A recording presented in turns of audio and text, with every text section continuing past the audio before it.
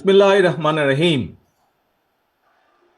আন্তর্জাতিক শ্রমিক দিবস উপলক্ষে বাংলাদেশ জাতীয়তাবাদী শ্রমিক দল আয়োজিত আজকের এই জনসভার সম্মানিত সভাপতি, মঞ্চে উপস্থিত বাংলাদেশ জাতীয়তাবাদী দলের সম্মানিত মহাসচিব জনাব মির্জা ফখরুল ইসলাম আলমগীর সহ উপস্থিত সম্মানিত স্থায়ী কমিটির সদস্যবৃন্দ, মঞ্চে উপস্থিত বিভিন্ন পর্যায়ের নেতৃবৃন্দ, আমার সামনে উপস্থিত প্রিয় ভাই ও বোনেরা, শ্রমিক ভাই ও বোনেরা, আসসালামু আলাইকুম। আন্তর্জাতিক শ্রমিক দিবস উপলক্ষে আমি প্রথমেই বাংলাদেশ সহ সারা বিশ্বের শ্রমজীবী কর্মজীবী মানুষের প্রতি জানাই একান্ত শুভেচ্ছা এবং ভালোবাসা। 18 কোটির বেশি মানুষের এই বাংলাদেশে বিভিন্ন সেক্টরে সব মিলিয়ে কর্মক্ষম শ্রমজীবী মানুষের সংখ্যা প্রায় 8 কোটি বা তারও কিছু বেশি। প্রিয় ভাই বোনেরা, এর ভেতর নারী শ্রমিকের সংখ্যা প্রায় অর্ধেক। শ্রমজীবী কর্মজীবী এইসব মানুষেরাই আমাদের এই প্রিয় বাংলাদেশের উন্নয়ন এবং অর্থনীতির প্রাণ। দেশের কোটি কোটি শ্রমজীবী কর্মজীবী মানুষ, প্রান্তিক জনগোষ্ঠী, কৃষক, শ্রমিক, দিনমজুর মেহনতি জনগণকে অবহেলা কিংবা অধিকার বঞ্চিত রেখে আমাদের মুক্তিযুদ্ধের কাঙ্ক্ষিত বাংলাদেশ প্রতিষ্ঠা করা সম্ভব নয়। শ্রমজীবী কর্মজীবী প্রিয় ভাই ও বোনেরা, আপনারা যারা আজকের এই সমাবেশে হাজির হয়েছেন, অবশ্যই আপনাদের একটি লক্ষ্য বা উদ্দেশ্য রয়েছে, একটি প্রত্যাশা রয়েছে। কি সেই প্রত্যাশা, কি সেই উদ্দেশ্য? সেটি হলো এমন একটি গণতান্ত্রিক রাষ্ট্র, সরকার, সমাজ ব্যবস্থা, আপনাদের আমাদের প্রত্যেকের প্রত্যাশা, এমন একটি কর্ম পরিবেশ আপনাদের প্রত্যাশা, যে রাষ্ট্র এবং সমাজ আপনাদের প্রত্যাশা এবং প্রাপ্তি নিশ্চিত করবে। মাথার ঘাম পায়ে ফেলে উৎপাদন উপার্জন করার পর আপনারা শ্রমের ন্যায্য মূল্য পাবেন। রাষ্ট্র ও সমাজে আপনাদের অধিকার এবং মর্যাদা নিশ্চিত থাকবে। এমন একটি গণতান্ত্রিক রাষ্ট্র, সরকার, সমাজ ব্যবস্থায় আপনাদের সহ আমাদের সকলের প্রত্যাশা। এমন একটি বাংলাদেশ প্রতিষ্ঠিত হলে আপনারা ভালো থাকবেন, আপনাদের পরিবার ভালো থাকবে, বাংলাদেশ ভালো থাকবে। আপনারা ভালো থাকলে দেশ ভালো থাকবে। দেশ এবং জনগণ ভালো থাকলে, দেশে জনগণের অধিকার প্রতিষ্ঠিত থাকলে কেউ বাংলাদেশকে তাবেদার রাষ্ট্রে পরিণত করতে পারবে না। সুতরাং দেশে জনগণের অধিকার প্রতিষ্ঠিত থাকা না থাকার সঙ্গে, জনগণের ভালো থাকা না থাকার সঙ্গে কিন্তু দেশের স্বাধীনতা সার্বভৌমত্বের সরাসরি সম্পর্ক রয়েছে। প্রিয় ভাই বোনেরা, আপনাদের ভালো রাখার জন্য, দেশ এবং জনগণকে নিরাপদ রাখার জন্য, জনগণের অধিকার সুপ্রতিষ্ঠিত রাখার জন্যই আমাদের এই রাজনীতি, বিএনপির রাজনীতি। আমাদের সকলের প্রিয় দল বিএনপির প্রতিষ্ঠাতা, বাংলাদেশের স্বাধীনতার ঘোষক শহীদ রাষ্ট্রপতি জিয়াউর রহমানের একটি কথা এই ক্ষেত্রে আমি স্মরণ করতে পারি। শহীদ জিয়া বলেছিলেন, আমাদের রাজনৈতিক দর্শন হলো জনগণের কল্যাণে কাজ করা। প্রিয় ভাই বোনেরা, জনগণের রায় বিএনপি অনেকবার রাষ্ট্র পরিচালনার দায়িত্ব পালনের সুযোগ পেয়েছে। বিএনপি সরকার প্রতিবারই মানুষের অধিকারের প্রতি সম্মান রেখে জনগণের কল্যাণে আন্তরিকভাবে দায়িত্ব পালনের চেষ্টা করেছে। এ কারণেই কিন্তু বিএনপির নেতাকর্মীদেরকে কখনোই দেশ ছেড়ে পালিয়ে যেতে হয়নি। প্রিয় ভাই ও বোনেরা, গত ১.৫ দশকে স্বাধীন বাংলাদেশকে পরাধীনতার শৃঙ্খলে আবদ্ধ করে ফেলা হয়েছিল। দুর্নীতি, দুঃশাসন চালিয়ে পলাতক স্বৈরাচার জনগণের স্বাধীনভাবে বাঁচার অধিকার, ভোটের অধিকারকে কেড়ে নিয়েছিল, জনগণকে করেছিল ক্ষমতাহীন।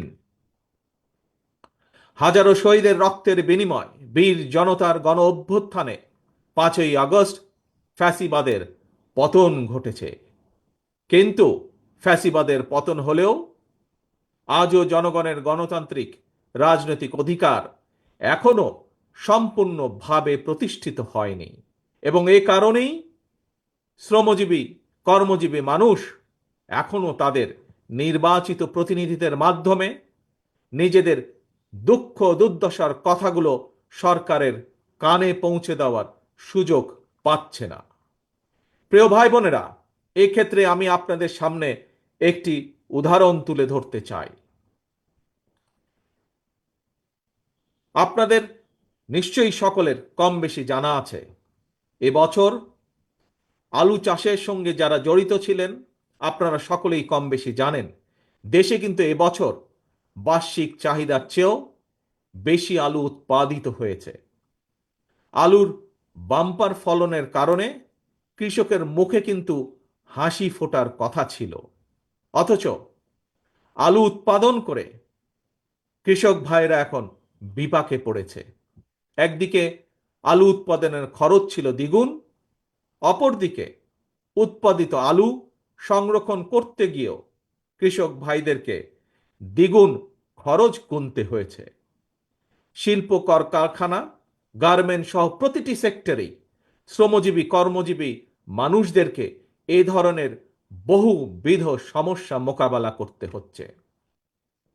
আরো একটি বিষয় আপনাদের সামনে আমি উল্লেখ করতে চাই, সেটি হলো ফ্যাসিবাদী শাসনের অবসান হওয়ার পর এবছর রমজান মাসে নিত্য প্রয়োজনীয় দ্রব্যমূল্য তুলনামূলকভাবে সহনীয় ছিল।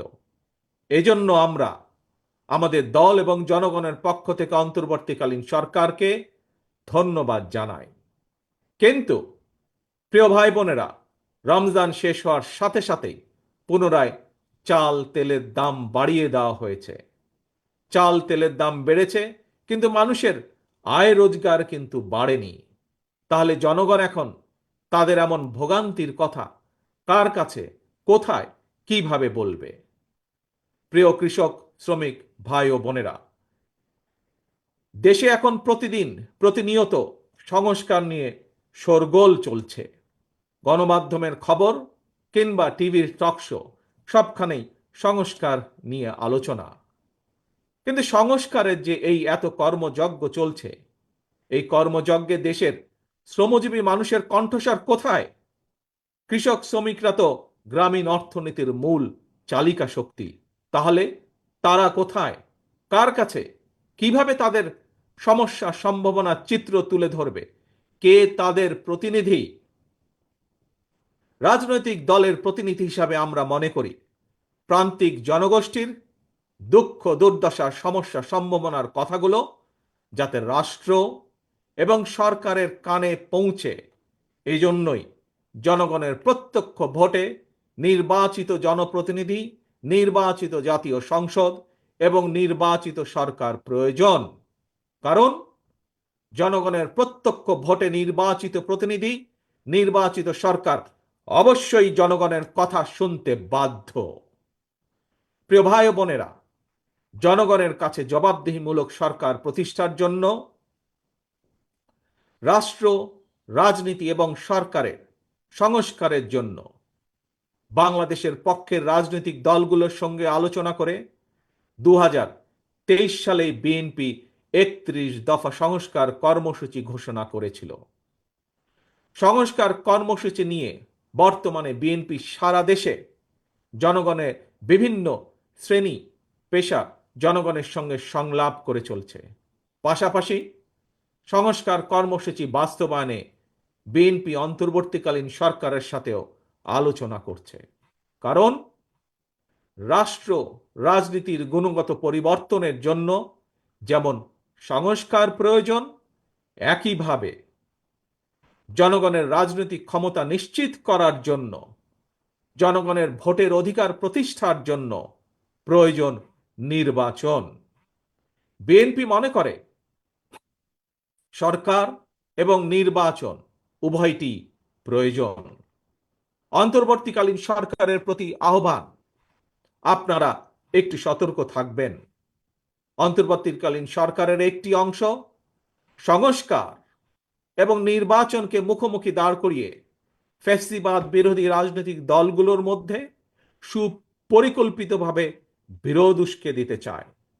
গণতান্ত্রিক আমি জনগণের মনে এ ধরনের বিশ্বাস জন্ম দিতে শুরু করেছে। তাদের কাছে আমাদের আহ্বান, স্বল্প মেয়াদী এবং দীর্ঘমেয়াদী সংস্কার প্রস্তাবনা প্রণয়ন করুন। কোনো রাজনৈতিক দলের আপত্তি নেই, তবে পাশাপাশি প্রয়োজনীয় সংস্কার সম্পন্ন করে আইন শৃঙ্খলা বাহিনী, বিচার বিভাগ এবং নির্বাচন কমিশনকে প্রস্তুত করুন। সুনির্দিষ্টভাবে আগামী জাতীয় নির্বাচনের রূপরেখা ঘোষণা করুন। অন্তর্বর্তীকালীন সরকারের কর্মপরিকল্পনার পথনকশা গণতান্ত্রিক আমি জনগণের সামনে সুস্পষ্ট থাকলে জনমনে সন্দেহ সংশয় কেটে যাবে।